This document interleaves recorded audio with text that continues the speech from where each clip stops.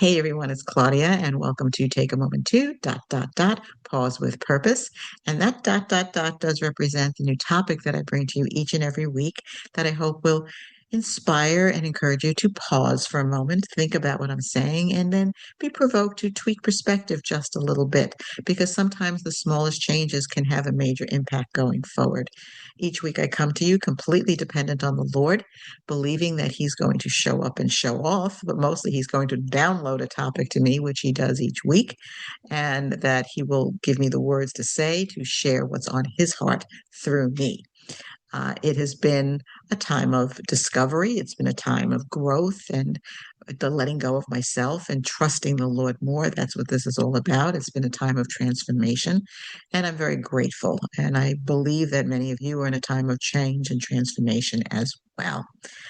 You can find me on my YouTube channel, Take a Moment to pause with purpose, and on my podcast stations such as Apple and Spotify. Again, take a moment to pause with purpose. I encourage you to like, subscribe, and share. That would help grow the channel and would mean a lot to me. And also, I love your comments. So please feel free to comment as well. I enjoy the dialogue back and forth. This week is take a moment to keep communication clear. We are human beings, and oftentimes communication can be a bit murky and not clear at all. And I've seen it in work situations, I've seen it in personal situations, it's through relationships with husbands, wives, friends, whatever it is. We're human beings, we're going to have a miscommunication. It's just the way it works. And I was inspired this week to bring this topic to you, and it's kind of interesting how it happened.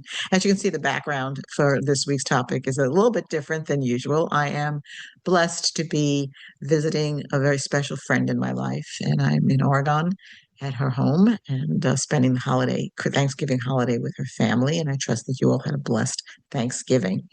So I'm doing a makeshift podcast here, so bear with me. But anyway, she has a 3-year-old toddler, adorable child, really adorable. And I was babysitting uh, for a few hours to give her mother a chance to go out and do their Black Friday shopping, which is an annual tradition in the family. Well, as I said, the child is adorable. And we had a little bit of miscommunication this morning. Um, she was laying on the sofa and she got up a little too early, so she was a little bit out of it. But she said she wanted to play with two bunnies. And I said, okay, where are the two bunnies? And she says, upstairs. So I figured they were in her room. So I made my way all the way upstairs to go to her room and get two bunnies. Well, I go to the room and there are three bunnies. So I said, okay. So I brought three bunnies down. And I showed them to her. She said, no, not those bunnies, the other bunnies. And I said, what other bunnies? She said, the ones in the closet.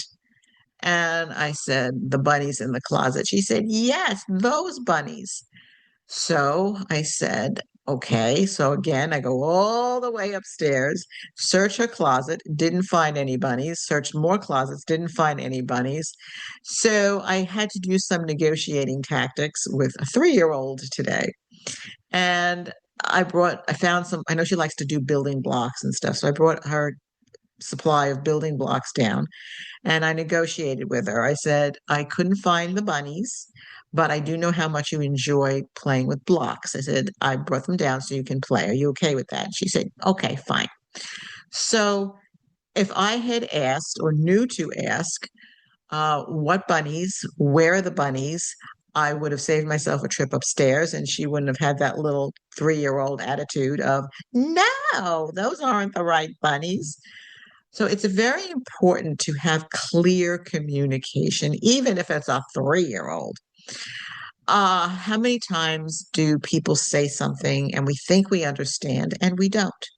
Or people say something, we're in a conversation or dialogue, whatever it is, and we react instead of respond. And so we're shutting off clear communication because we get our dander up and we're reacting to something somebody said.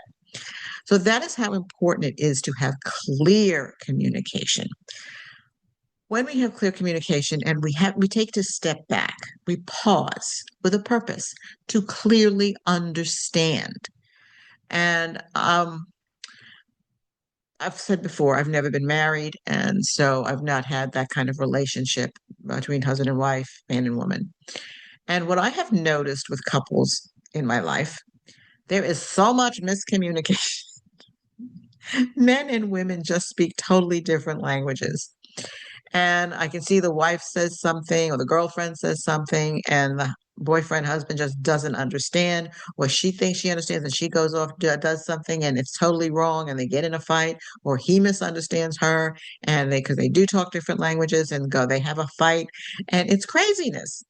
So it makes sense to take a step back, get clarity on what the request is, what the communication is, because will give us less stress. We'll be on the same page and know exactly what needs to be done. And it's not that big a deal. It really is not big a deal. And I remember when I was in corporate, if I left a meeting without having clarity or what everybody was supposed to do or what the next goals were, it would create havoc. So I always made sure that I had copious notes and I would do follow-up memos to everybody, letting them know what the conversation was, what the agreement was, and who had to do what. And then I had a status report from that and followed up with everybody accordingly. And I always said, if there's any difference of opinion, if there's something that was said that is not covered, please let me know. So at least everybody was on the same page and everybody had their marching orders. They knew what to do. But that's in a business situation. But no matter what it is, we need to make ourselves clear. Now, I have a female friend, and I've noticed lately that we have a situation where I'm not understanding quite what she's saying, and I have to always go back and ask exactly what she means. Not like there's anything difficult about it or whatever, but even the two of us, two females, we're on different pages and we're not quite getting the message. So it's very important to just stop and ask questions. Just ask questions if you don't have clarity.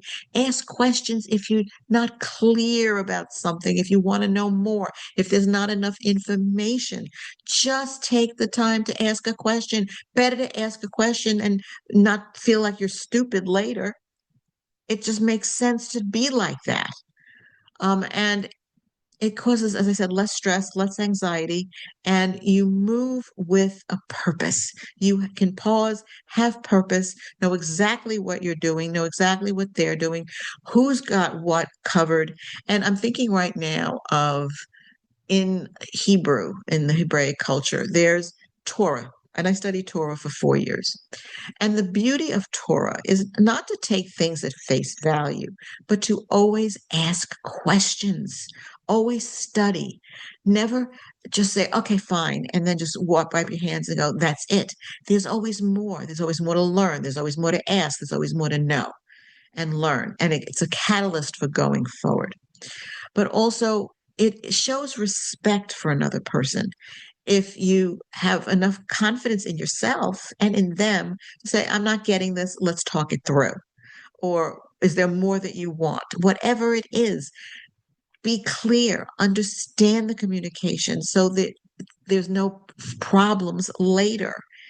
And I had I had a boss one time and we analyzed things very differently. He was very mathematical and I was more conceptual. And I would go into his office and he would always have his back to me. And it was kind of like a power trip thing, have his back to me and then turn around and we talk about things that need to be analyzed. Well, I go off and do my analysis and I had my way of doing things. And I'd go back and sit down to go through my investigation and what I discovered and what my recommendations are. Well, because of his personality, he would always reanalyze everything I did. Well, initially it was like, what am I, stupid? It's like I understood the assignment but no, it was just a power trip. So the communication, I had to learn his personality. I learned to learn who it was. So The net result is we always came to the same conclusion, even though we came at it from different angles.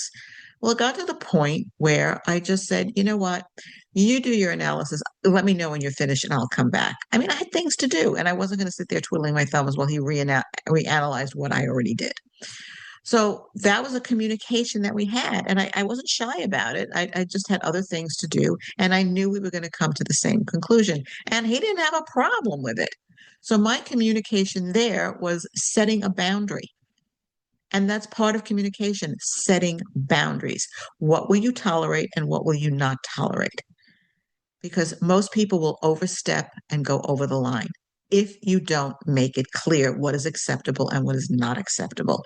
And many people have a problem with this because, especially people who are more giving and not confrontational, and people can walk all over them. And then there are those people who are much more aggressive and want to be in control. So they are always like bulls in a china shop, barreling through, and another person doesn't have a time to get another word in edgewise.